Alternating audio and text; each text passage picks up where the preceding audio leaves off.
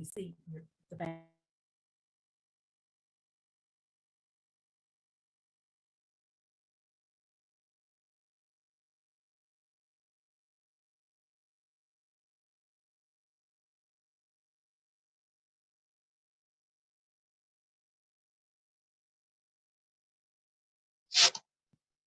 The Committee on Parole is called to order. Today is June 25th, 2022. The time is 8:32 a.m. Members of the panel today are Bonnie Jackson, Theodre Mathis, and Brittany Kelsey, who will be chairing. Support staff located at DOC headquarters in Baton Rouge are Teresa Bull-Halleck, Hey, this is Warden Thomas. Tara P., ARDC manager. LCIW. I'm trying to introduce DOC staff. Sorry.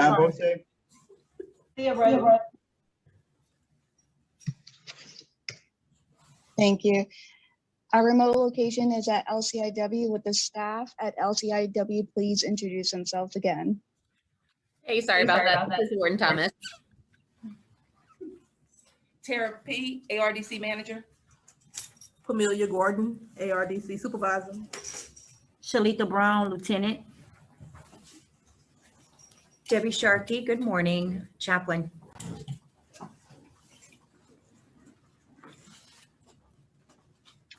Thank you. We're ready for our first case. Would the offender please introduce yourself for the record, stating your name and DOC number? Gloria Dean Williams, 72527. Thank you. Would counsel please introduce herself for the record? Good morning. Jane Hogan on behalf of the Louisiana Parole Project representing Ms. Williams this morning. I will make a brief statement at the end of the hearing with the committee's approval. Thank you, Ms. Hogan. Ms. Williams, let me explain the process to you. First, I will read information into the record, then the board will conduct a parole interview with you. At the appropriate time, we will allow the participants who have indicated to speak to have their input. We have three who are here in support, and all three will be speaking. We have Mr. Andrew Hunley, Louisiana Parole Project, Ms. Mary Smith, Moore, sister, and with her is Mr. James Robinson, son, who will also be speaking. We have three who are here in opposition, and all three will be speaking. We have Mr. Antonio Cuchara, Jr., the victim's grandson, Ms. Christine Cuchara, victim's granddaughter, and Mr. Michael Cuchara, the victim's son. At the end, Ms. Williams, you'll be allowed to make a brief statement before the board votes. Do you understand the process? Can I interrupt a Yes, second? ma'am. I do. No, so you can't.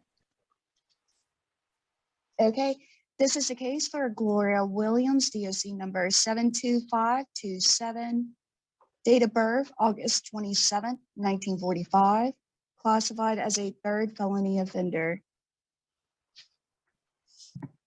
Offenses: attempted simple escape and murder. Sentenced to a total of 99 years. Parole date, August 19, 2021. Good time, May 26, 2028. Full term, September 23rd, 2078. Is this information correct, Ms. Williams? Yes, ma'am, it is. Thank you. Ms. Granazzo. Thank you. Mr. Cutera, did you have a question, sir? Your microphone's on mute.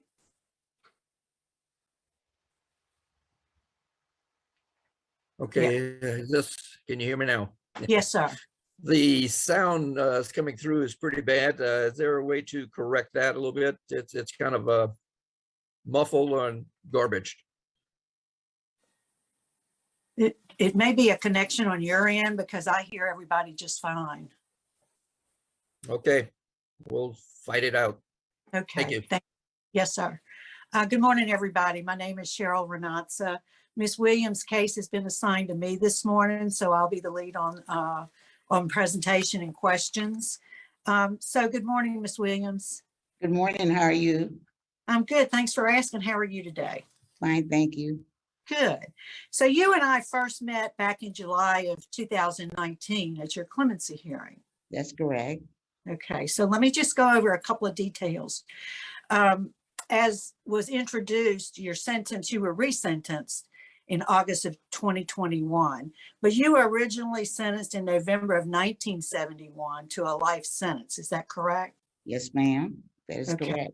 And you appeared before the Pardon Board in July of 2019. And at that time, you received a unanimous vote to commute your sentence to 99 years and that you'd be immediately parole eligible. So that's why we're here today.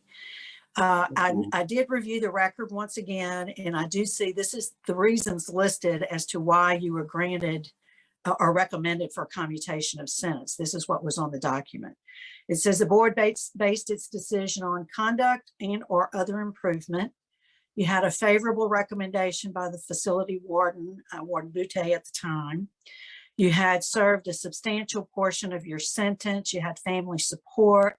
You it says accepts her role in the victim's death, low risk score, age and length of incarceration. You had a good transition plan, good programming, a good disciplinary record, and you performed community service within the prison community, supporting and mentoring other women. So what I wanted to ask you this morning, we were very thorough when we interviewed you for the clemency hearing, so I'm not going to go through all those details again. I know many of you who are present today were also present for that hearing. So let me just ask you, Ms. Williams, has anything changed in your status since your clemency hearing? No, ma'am. Nothing. I don't have any disciplinary reports. I now live in assisted living area because of COVID. So have you been able to be involved in anything since your last hearing? No, ma'am, not anything that because of COVID. We're limited to where I live at, and I'm on oxygen. Okay. And I see that you had submitted and it was approved an interstate compact agreement to live in Texas. Yes, ma'am, with my son, James Robertson. Okay. I don't have any other questions. I'd like to ask Warden Thomas if there's any input the facility might like to have. Hey, good morning. Good morning.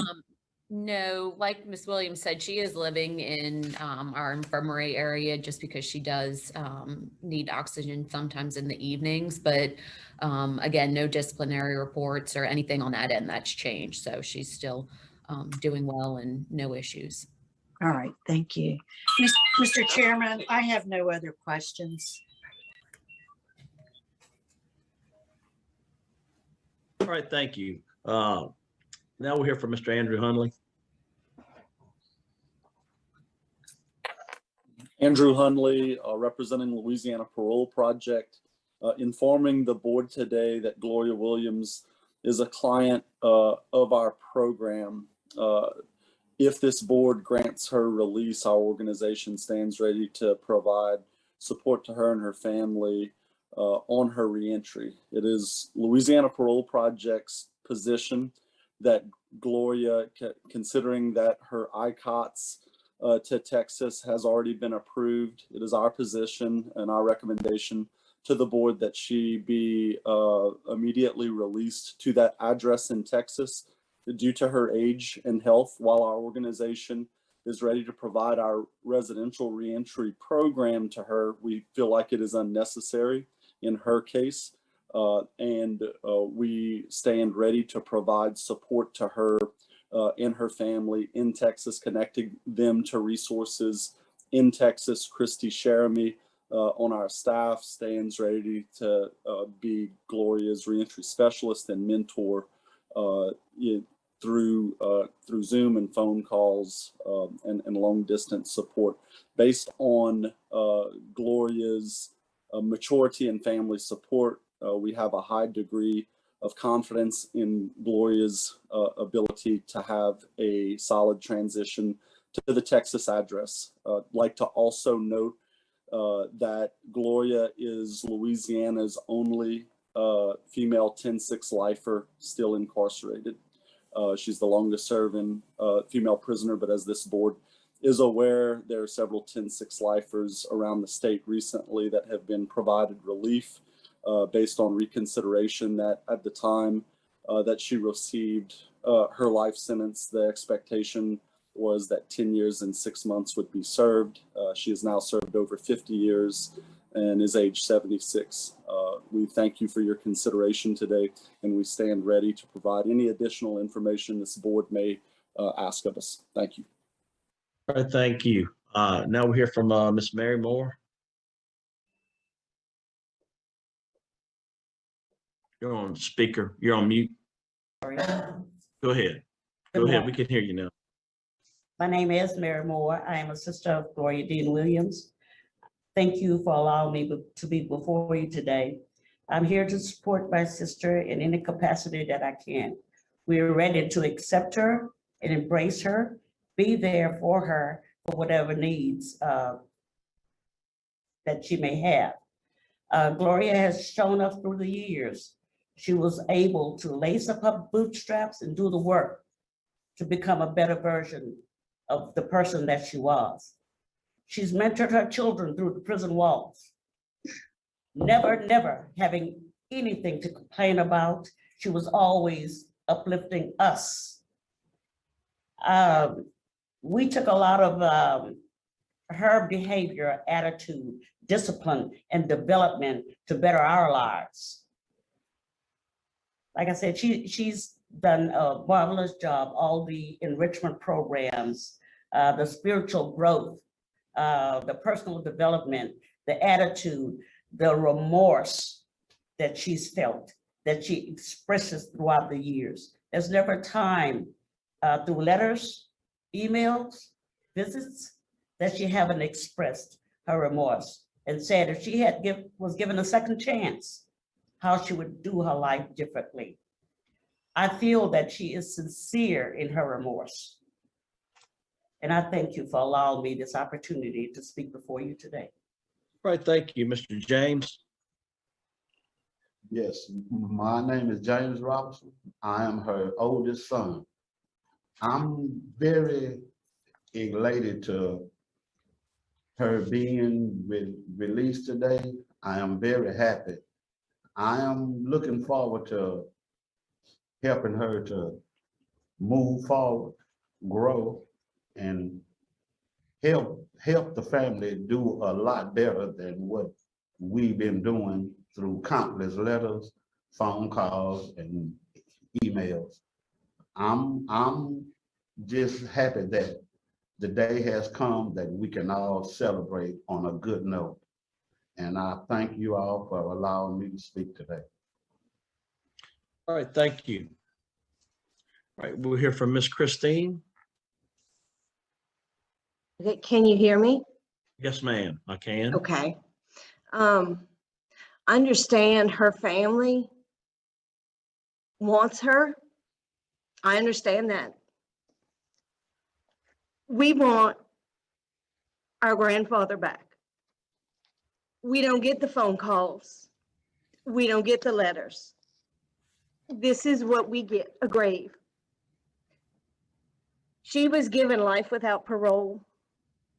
She should serve life without parole. We have had to live with this every day of our life, knowing that she took him from us. And I understand she may be doing great, but it doesn't take away the fact that she took someone we love and that we've never had a chance to have him back. What upsets me is that she went for a commutation in July of 2019. We did not know. We would have been there. This man was a wonderful father, grandfather, and we miss him every day. And I feel like she needs to serve her time for taking that from us.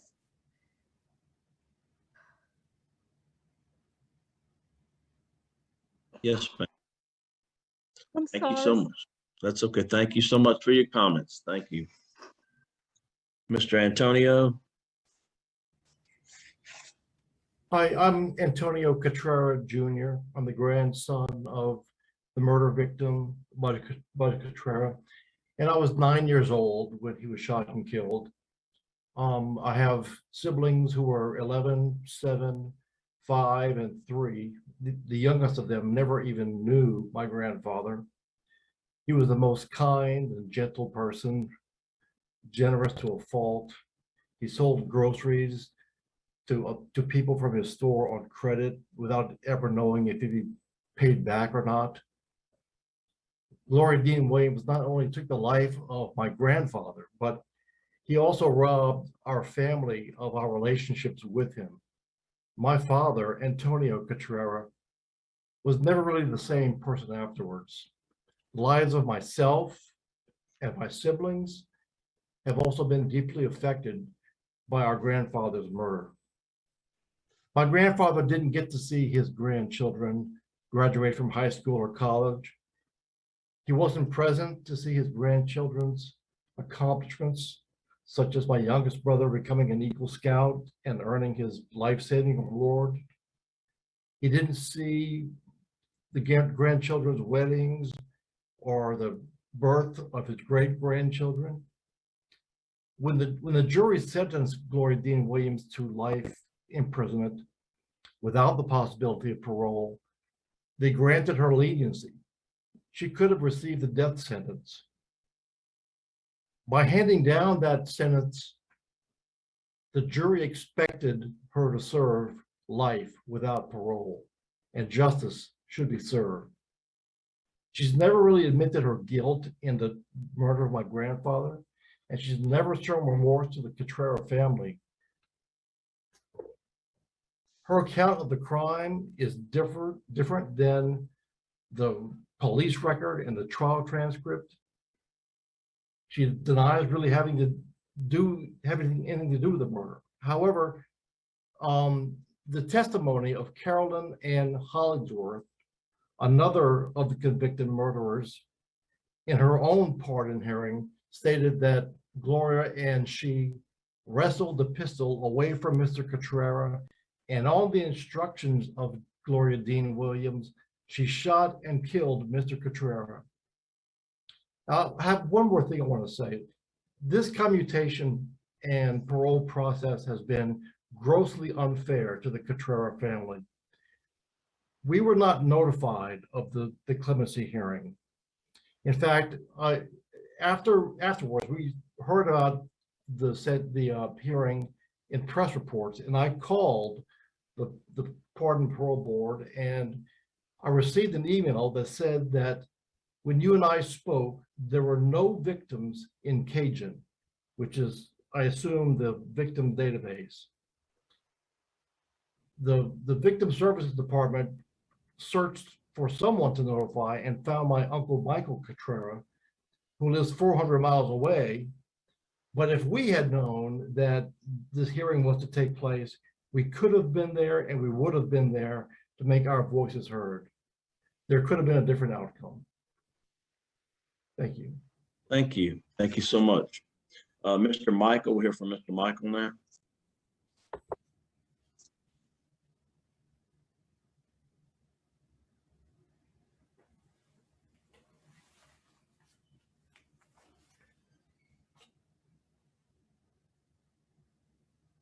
Okay. Yes, We can hear you. Yeah, we can hear you. Go ahead. Yes, Okay. sir. Like everybody said, Gloria had a tough life, serving 50 years already in prison. Yes, hers is a sad story. Well, here's another sad story. My dad and my mom worked this grocery store in this neighborhood. They were extremely hard workers, just to provide for the family and also the customers in the neighborhood, which Gloria and her family were one of them.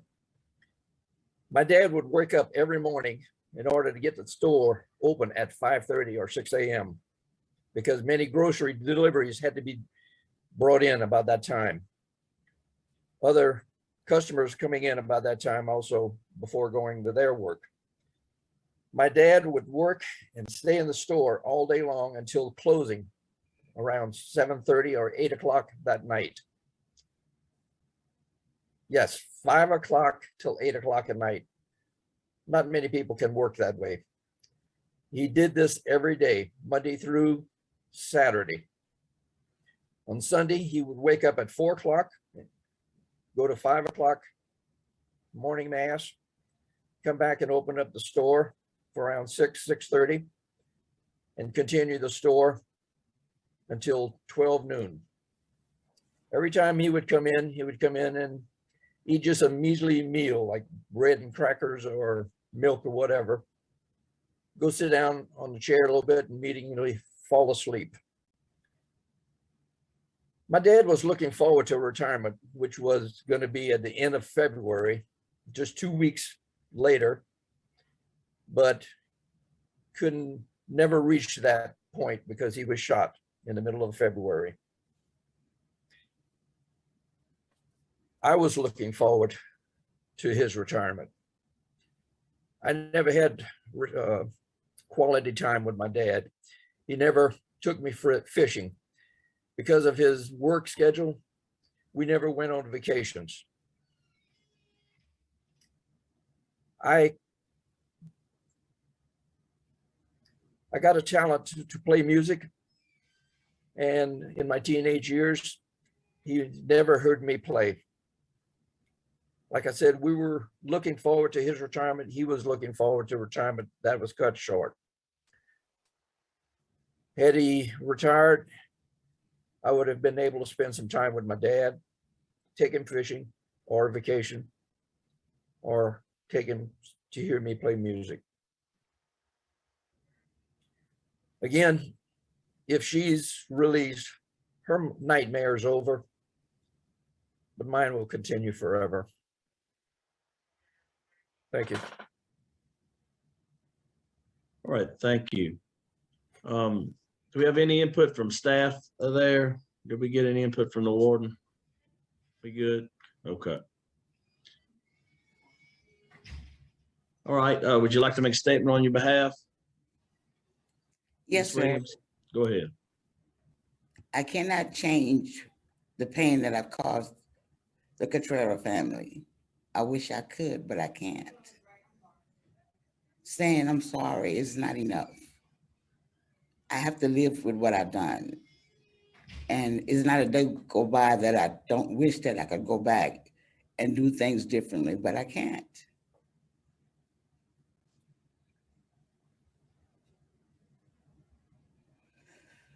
I'm Right, sorry for the pain that I caused your family.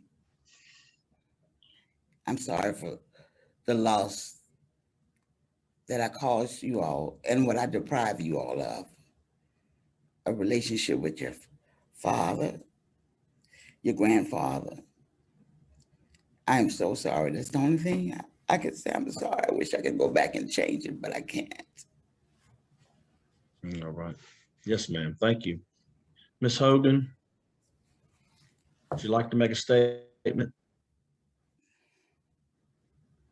Thank you.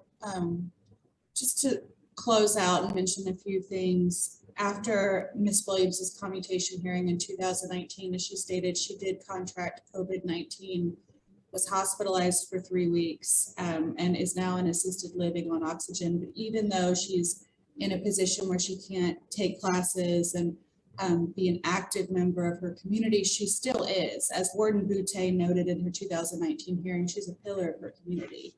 She still mentors and uplifts the other women that she's incarcerated with. She cooks meals for them. She cooks meals for a member of her tier who is receiving chemotherapy treatment. She mentors and uplifts her family as they have endured 6 personal family deaths in the last 2 years. She has a very low risk of recidivism. She's recently even volunteered to do the laundry for her medical tier. So Ms. Williams is still a pillar of her community, even though her physical health has been severely compromised since her last hearing. She has overwhelming family support, as you can see, and she has a network of people that are not here today, but that are watching. And if she is granted release, she would go straight to Texas, and her family is ready and willing to receive her. So we would ask this board grant her parole with any conditions that it deems appropriate. Thank you. Right, thank you. Right, is the panel prepared to vote? Yes, sir. Ms. Renata? All right, thank you. Before I vote, I just want to offer my sympathies to the Cottrell family. I know the loss of Mr. Budge is painful still today. And I do thank you all for being here and offering your remarks. I know that wasn't easy. Mr. Michael, you're correct. It's a sad situation for all families involved here. I do believe my job today is not to look at the person that did this horrible thing 50 some odd years ago.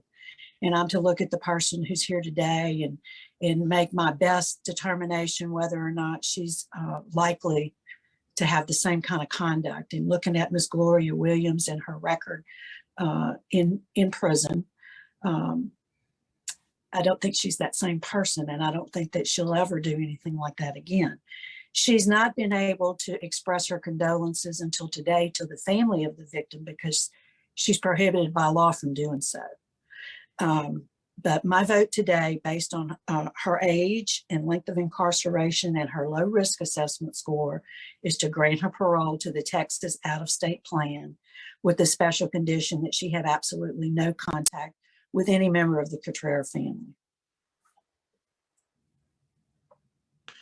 Ms. Jackson?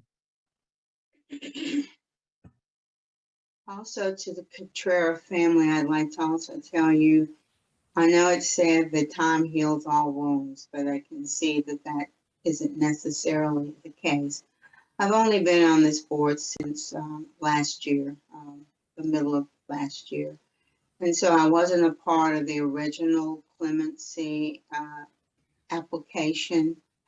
And I'm so sorry that you all didn't get the opportunity to voice your feelings at that time. But I can tell you from the short time that I've been on the board that the staff makes every effort to contact victims. And I'm sorry that for whatever reason you all didn't get that opportunity, but I do appreciate hearing from you today. Another thing, I don't know a whole lot about Ms. Williams because the information that was provided for today's hearing was limited because there had already been the clemency application. But what I can tell you is that I know that members of the board take very seriously these matters. And based on the information that they had, they made the recommendation to the governor to commute her sentence and recommend immediate parole eligibility. I also know that the governor's office does a thorough investigation into the case, and they don't always accept the board's recommendation.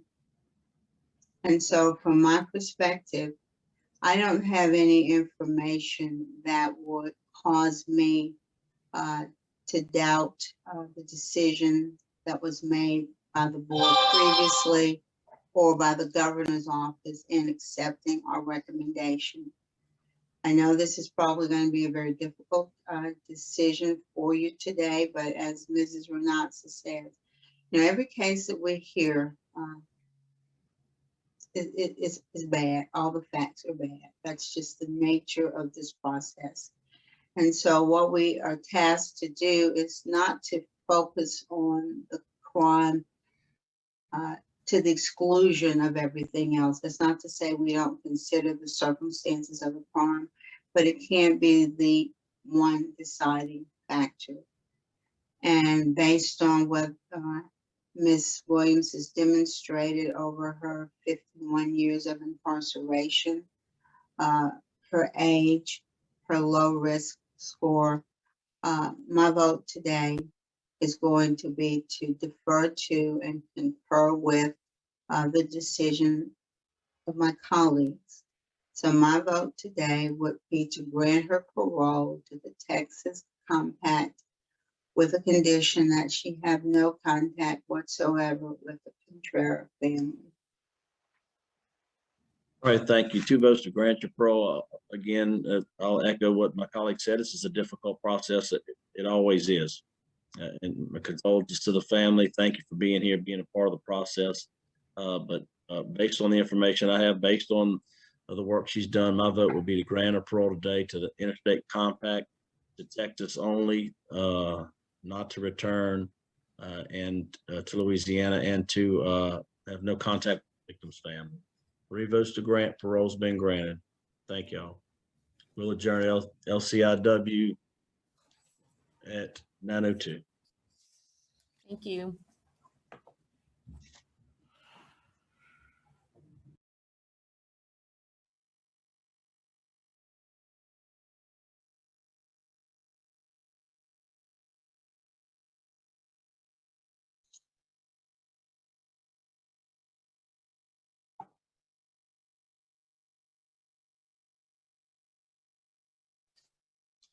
The Committee on Parole is called back to order. The time is 9:21 a.m.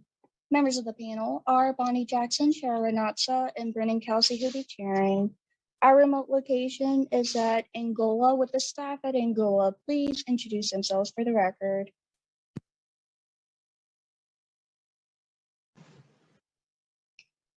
Angola, can you please unmute? Thank you. Deputy Warden Tracy Falgood. Reginald Admiral, Consultation. Jody Sargent, Transition Specialist. Carmen Shipley, Offender Records. Thank you. We are ready for our first case. Would the offender please introduce yourself for the record, stating your name and DOC number? My name is Theodre Mathis, 9922. Thank you, Mr. Mathis. Let me explain the process to you. First, I will read information into the record, then the board will conduct a parole interview with you. At the appropriate time, we will allow the participants who have indicated to speak to have their input. Just real quick, can we please have counsel introduce themselves for the record? Good morning, members of the panel. This is my legal team with Lydia Winkler, Lydia Winkler, Winkler. My name is Manuel Guzman-Guerro, Manuel Guzman-Guerro, Guzman-Garrow, and I am representing Theodre Mathis in this matter. Thank you. Will you be presenting before or after Mr. Mathis' brief statement? I'd like to give him an opportunity to make his statement, and I can speak after he does. Thank you. For our other participants, we have Ms. Deborah Wright, who's a family friend who will not be speaking but is here in support.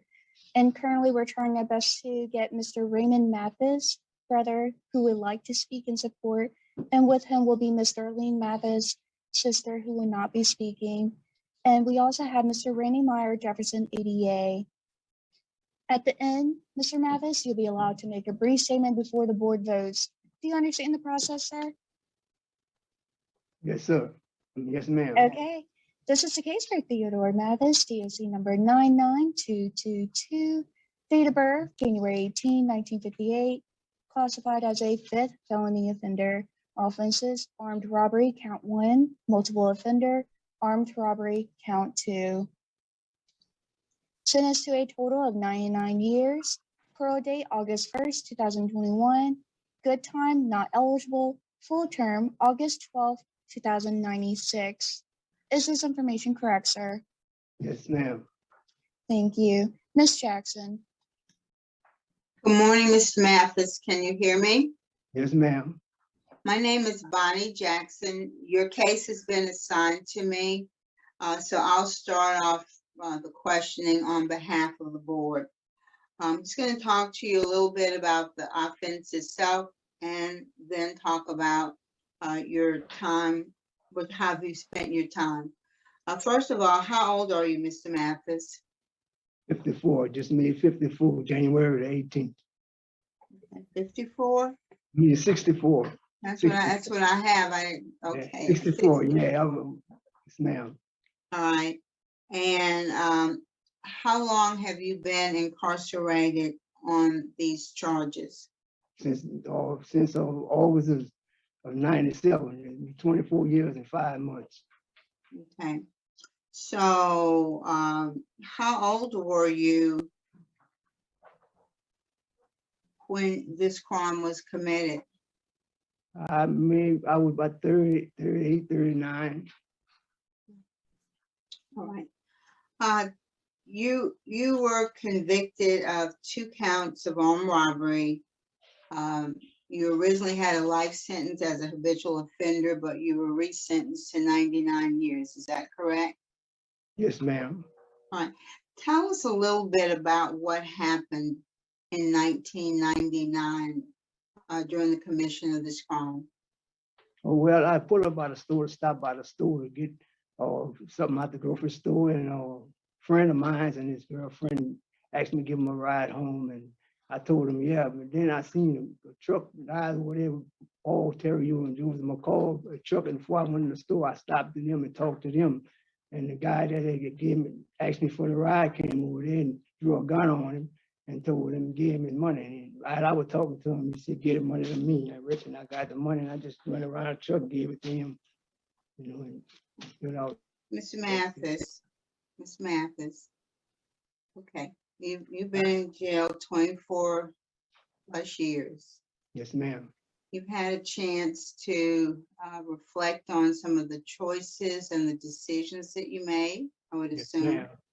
Yes, ma'am. And today is your opportunity to demonstrate to us that you've grown, you've accepted responsibility. Yes, ma'am. You went to trial, correct? Yes, ma'am. And you were found guilty, Yes, ma'am. correct? Yes, ma'am. And the other gentleman who was with you also went to trial, Yes, ma'am. and he was found not guilty. Yes, Is ma'am. that correct? Yes, ma'am. Obviously you've been convicted of 2 counts of armed robbery. Obviously, there was sufficient evidence for a jury to find you guilty, even though there was insufficient evidence on the co-defendant. Yes, ma'am. So now's not the day to tell us that you were just there and you had nothing to do with this. Yeah, I take full responsibility. No, you don't take full responsibility if you say you didn't know what was going to happen. You were just talking to the guys. Somehow the robbery victim handed you the money and then you handed it to the guy.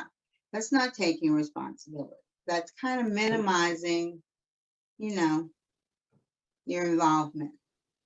Well, it's, ma'am, I take full responsibility for that. Even though I know that he was. Okay, tell me what you're taking responsibility for, Mr. Mathis. Because I could have, avoided that and stopped that from happening, but I didn't. I wasn't in that state of mind. I was in a bad state of mind at the time. I made bad choices. I was in a bad state of mind, and I could have, avoided that and told him not to do that. But I just went on and allowed that to happen. I regret that. And Did you get in the car with him and drive off after the robbery? Well, he got in the car with me and got on the driver's side and he drove off. Yes, ma'am. I drove off the car together. Yes, ma'am. Well, why was he in the driver's seat? Because I had went across the street and he flagged me back, and I went back to the car. Okay, all right. All right, that's fine. Thank you, Mr. Mathis. You're classified as a 5th felony offender.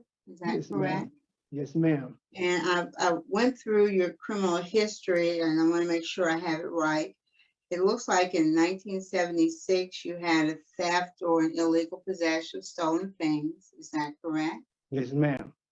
And then you also had a simple robbery conviction. Is that correct? Yes, ma'am. You also had a possession of cocaine conviction. Yes, ma'am. Is that correct? Yes, ma'am. And you also had an illegal use of weapons charge. Is that correct? Yes, ma'am. Okay. Well, let's talk about your drug history. What was going on with you back in 1997 when this crime occurred? First, were you employed? Yes, ma'am. I was employed at that time. We got laid off, And What kind of work did you typically do, Mr. I was Mathis? doing painting work and carpentry and painting work. All right. And is that primarily what you did as an occupation? Yes, ma'am. I had my own little small business. All right. And tell us about your drug use back in '97. So I was drinking a lot of beer. You know, I was in denial that I was alcoholic, and I was drinking a lot of beer, and that would had me. What about the cocaine?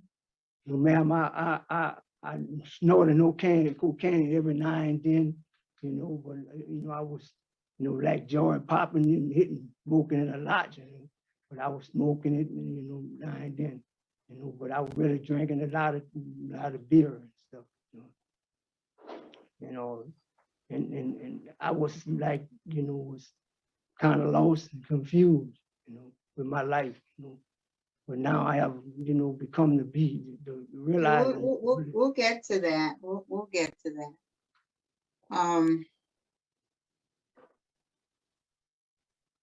So how long have you been at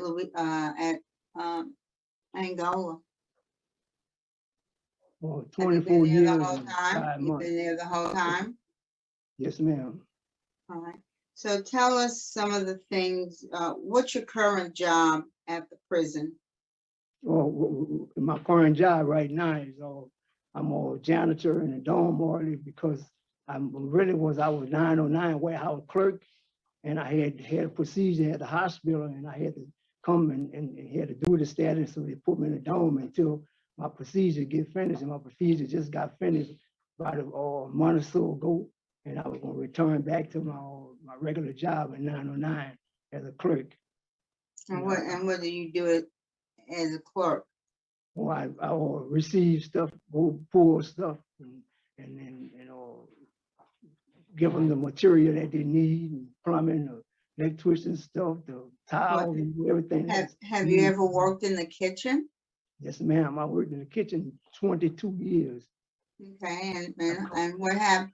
Because I saw that, and I saw a letter from your supervisor commending you for your work in the kitchen. So why did you stop working in the kitchen? Oh, because the kitchen, I had completed the job in the kitchen that day, and they moved all us to the west yard. And for the live on the west yard, all the kitchen. Okay, what was your job in the kitchen?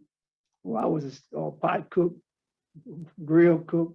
I was all around. I was pot cook, grill cook, dive cook, baker. From my experience, work in the kitchen never ends. People still have to eat. So what do you mean your job ended? Oh, I had chopped to another job, went to the 909 warehouse. Was that at your request? Oh, yes, ma'am.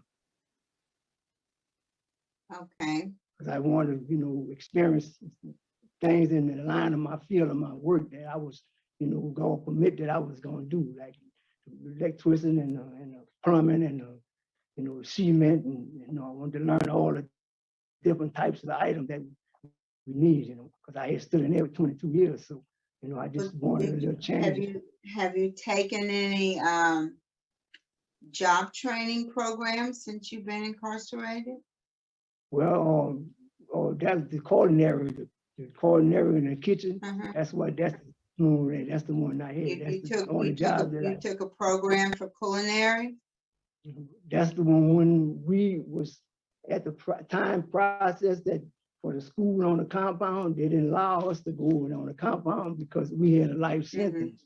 And they didn't allow people in the compound with a life sentence to go to the school. So that's what transferred me back to the kitchen. That's how I stayed in the kitchen all them years, and I got my diploma from the kitchen. Okay. Well, tell me some of the other programs you've I did 100 hours, annex management, substance abuse. Okay, let's stop right there.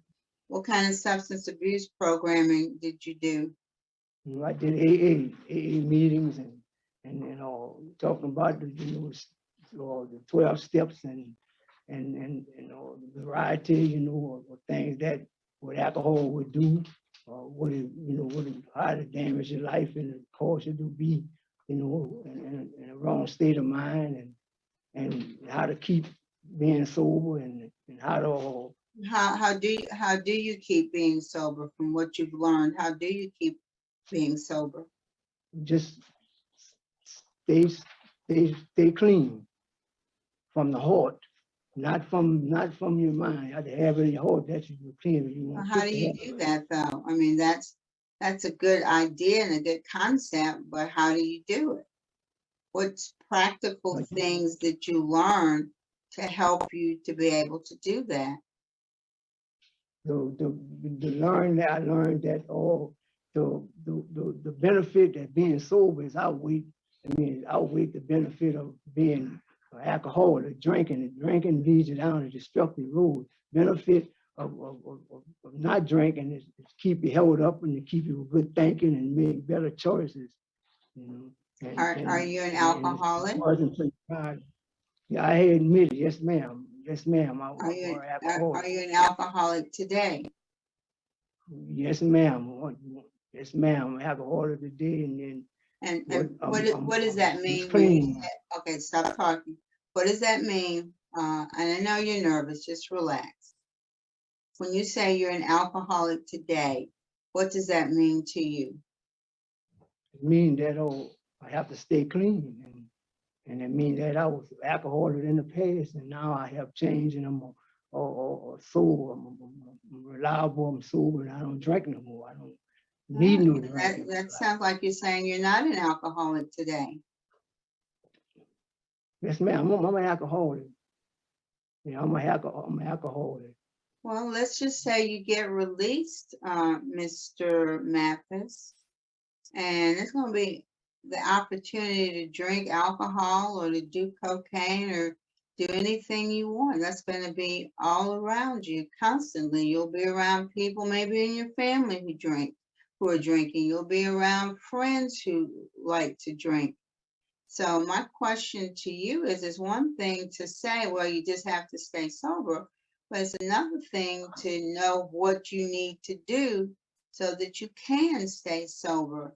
And what I want to hear from you is, what are some things that you have learned that would help you stay sober? What I've learned that, to stay sober and not all engaged in around people that drinking and engaged in around people that doing drugs and continue on go to the meetings and be around people that are positive and keep it in my heart that I'm not drinking. Well, let me ask you this. It's almost impossible not to be around people who drink, or not to be in, if you have somebody invites you to a barbecue, don't you think there'll be people there drinking? Yes, ma'am, but I'm not going to drink. I've made it in my mind and in my heart. I'm not going to drink anymore, never no more in my life, because of my liver and my kidneys. I'm not going to drink, period, no more. And that's come from my core of my heart. I see that you obtained your GED while you were incarcerated. Is that correct? Yes, ma'am. Do you remember what year that was? In 2004. Okay. 2004. Did you do living in balance? Living in balance. Living in balance. I did thanking for a change. I just received that. Okay. You didn't do living in balance? Yeah, all that come in along with right in the stage along with the 100 hours. Well, what did you learn in? It was 2011. Tell us about it. What happened? Oh, I had a dental call out. And I'm sorry, you had what? I had a dental call out. Call out, okay. And I signed a dental refusal because nothing was wrong with my teeth, and I signed a dental refusal. And I turned it in. And I went over to the hospital and I signed a dental refusal and see nothing wrong with my teeth, and I turned the dental refusal in. And when I got back to the dome later that next day, a write-up come in the mail. What was the write-up for? What was the rule? They said it was theft. What did they say you'd stolen? That's what it, that's why I don't know. I just signed a general refusal. You know?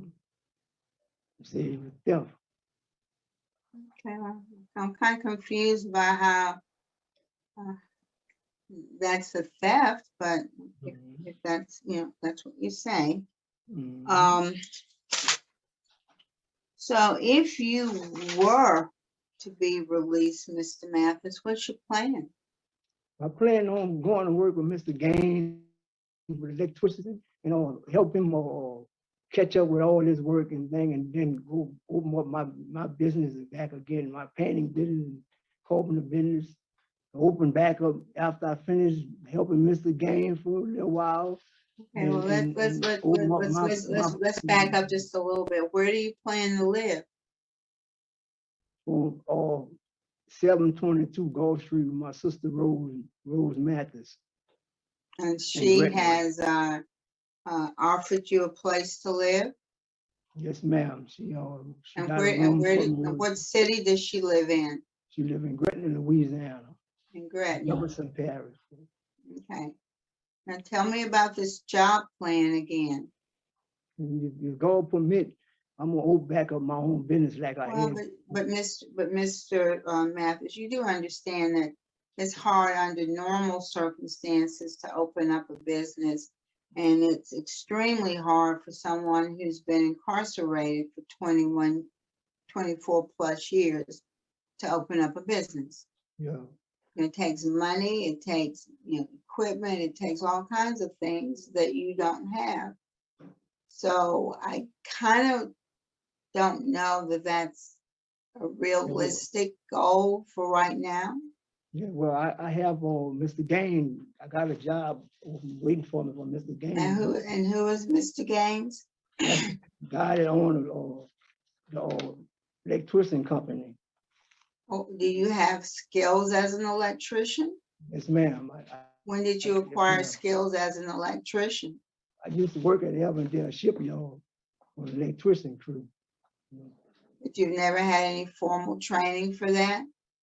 Oh, no, ma'am. I just, learned to just being around, being around people, and on the job at Avondale shipyard. And Mr. Gaines has told you that he will hire you? Yes, ma'am. Did he tell you how much he was going to pay you?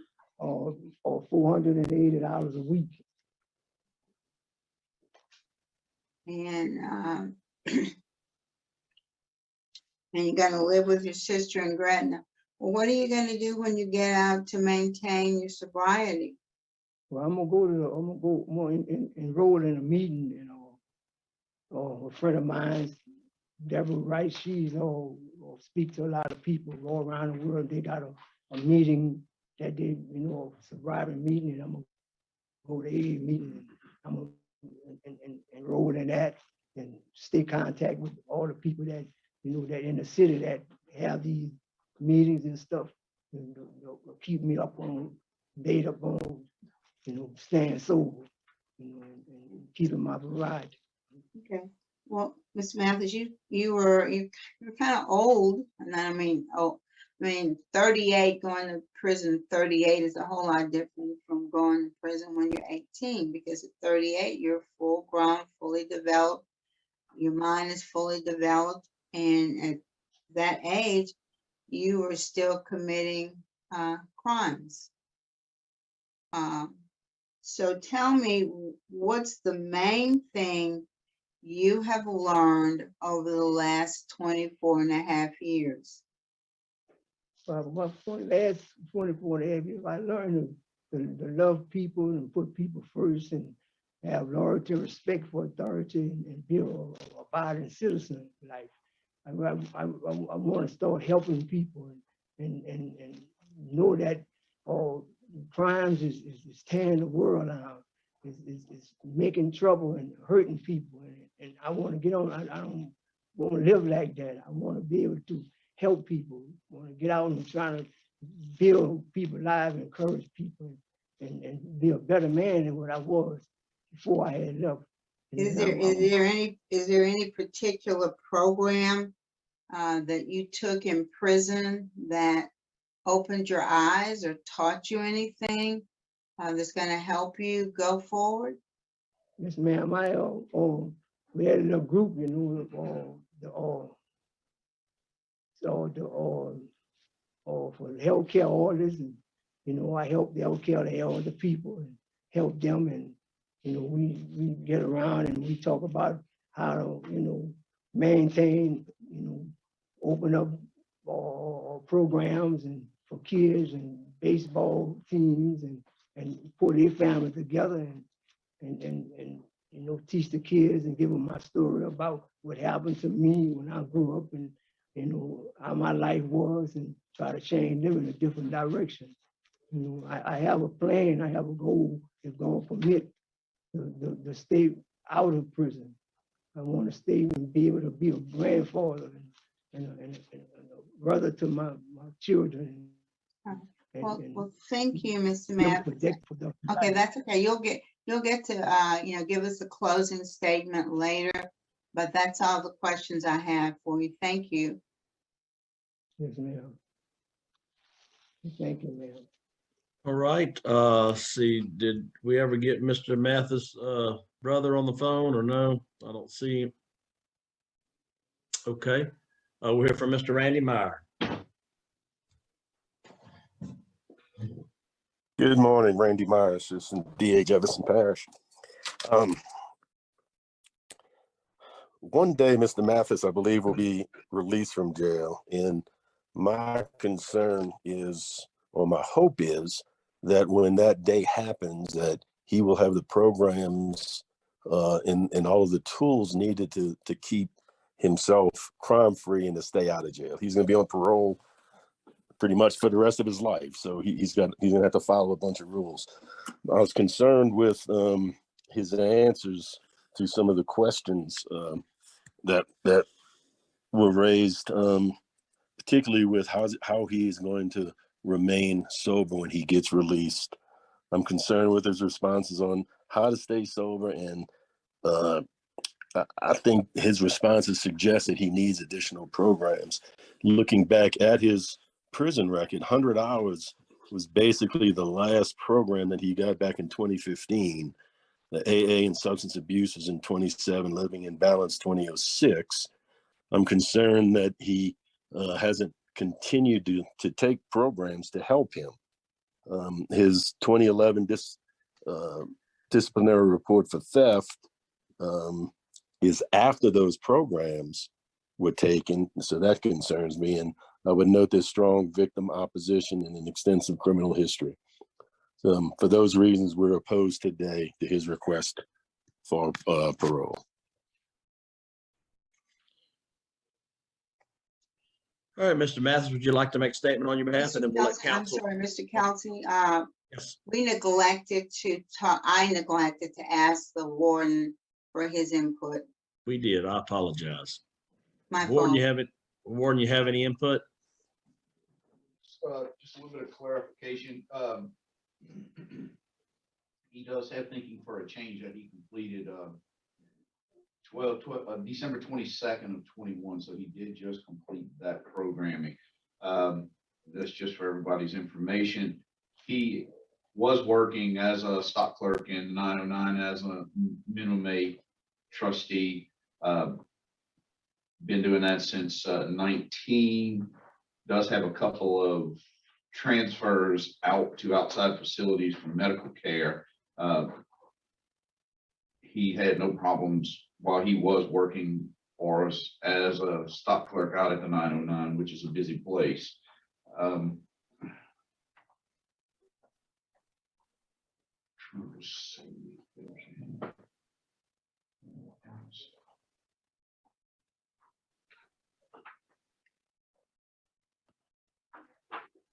think that pretty much covers it for what I wanted to add to it. Thank you. All right, thank Did you. you say he did Living in Balance again in 2001? 21 rather? Yes, ma'am. Okay, thank you. Sure. All right, Mr. Mathis, would you like to make a statement on your behalf, and then counsel will let you follow up at the end, okay? Yes, sir. Go ahead, Mr. Mathis. Go ahead and make a Yeah. statement on your behalf, Me- Mr. Mathis. Yes, sir.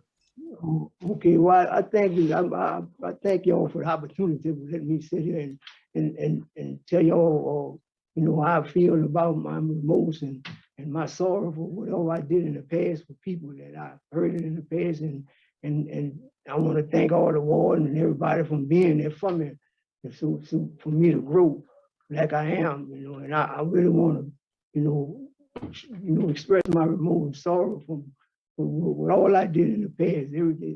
This removal been over my head for all these years, many years. Every time my foot hit the floor, I see that dark cloud, and I'm positive. I know that I can make it and survive in the society, in the world, and because we need society. I want to be able to help people. And this is my chance. I really need to want to be, you know, somebody, and because all my mother and father, all of them had to pass. I didn't have a chance to even say, you know, told them my sorrow and my regrets that I have changed. But now I'm up in the age now, and I really want a chance to, you know, show people that I am a different person, and I'm constantly grow. When I go on, I'm gonna constantly grow. You know, because I got grandchildren, you know, and 7 of them, and I want to be, you know, a responsible person in life. I want a chance, you know, to make my life better than it used to be. You know, I could do it. I know. You know, and I have a lot of things that I would like to do to help people. And I learned love now. I learned how to put people first in life.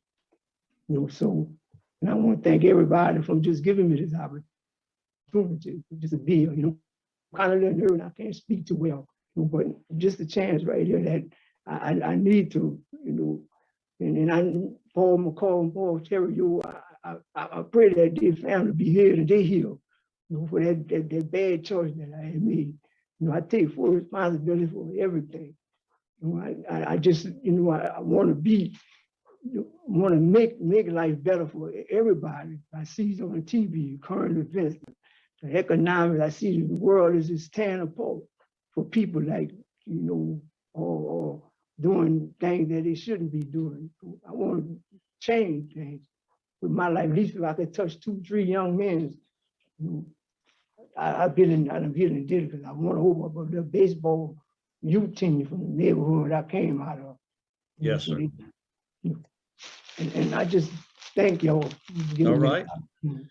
Thank you so much for your comments. Mr. Guzman Gary, you want to wrap up?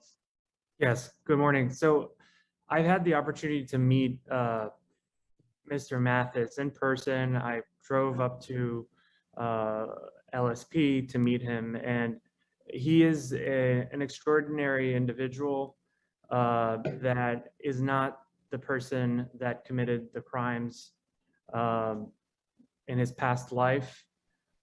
He has made tremendous changes to the way he approaches his life. His time in jail has allowed him to distill what he wants to do with himself. He's done a number of certificates, some of which we've discussed. He just recently did one in 2021.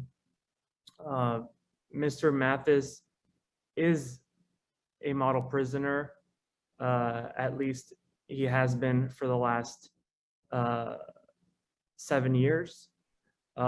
He recognizes the pain and the sorrow that he has caused, both the victim and to his family. He is not maybe the most eloquent person today. He was nervous, and I think he is somebody that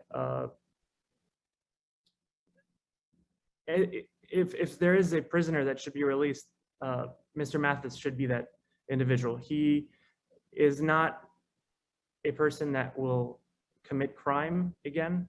He is a person that has tremendous support from his family. His family will be there. We will be there. Miss Winkler, who is by my side, will provide support through her foundation called REAP, Relief Efforts for Parole, for Earning Parole. Mr. Mathis is not going back into society without the support. We will make sure that he receives the appropriate support. Today, my work doesn't end. Should he be released, we will be there. You know, where we speak to his family on a regular basis. And we do this not for compensation, but because we believe in his particular cause. If you will allow it, I'd like Lydia to make a short statement. Okay, brief statement, please. She's known him for about 6 years at this point.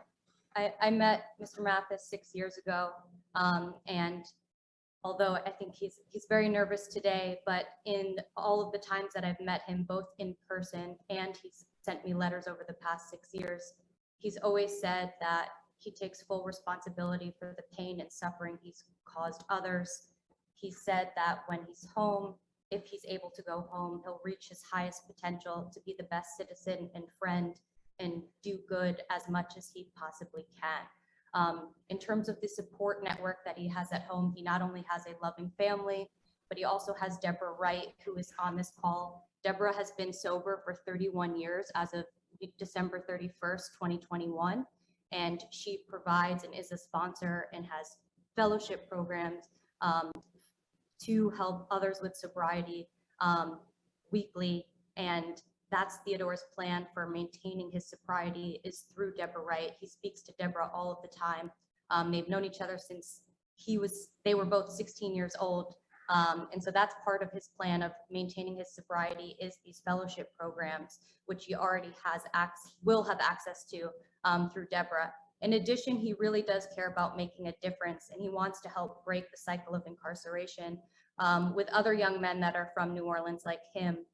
Which is why, if granted parole, we have arranged he can speak to the Boys of Son of a Saint, which is a nonprofit here in New Orleans for young men whose fathers are deceased or incarcerated or have abandoned their children.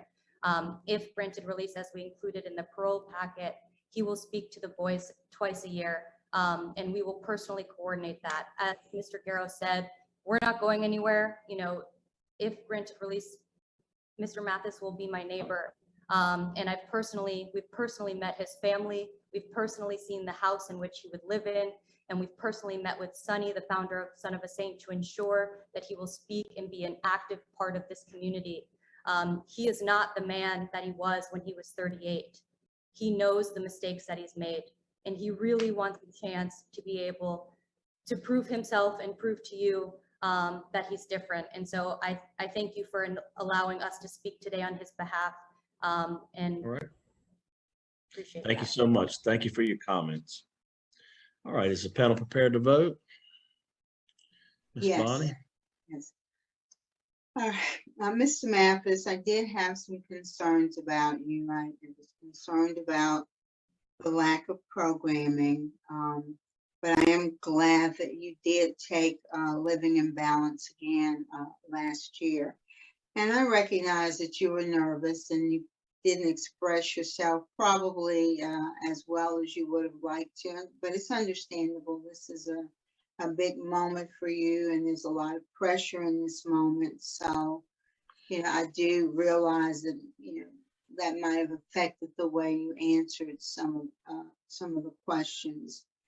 But you have, you're 64 years old, and I think there does come a point in time where, you know, criminal menopause sets in, that people at a certain age don't tend to commit crime anymore. Your risk assessment is low. You've only had 7 write-ups in the 24 plus years you've been incarcerated, the last being over 10 years ago. You're a trustee. You've been a Class A trustee since 2015. And I think that you do have a support network in place that can help you transition successfully into the community. And so my vote today, Mr. Mathis, would be to grant your early release with conditions that you work with Ms. Winkler and her program and the Son of Saints with their program, and that you attend at least 2 AA or NA meetings per week for the duration of your probation. That's my vote, Mr. Mathis. Renata? Thank you very much. Mr. Mathis, I think you did very well today. I am excited about the prospect of the Son of Sam opportunity. I think you have. Not Son of Sam, not Son of Sam. Son of the Saint, Son of a Saint, excuse me.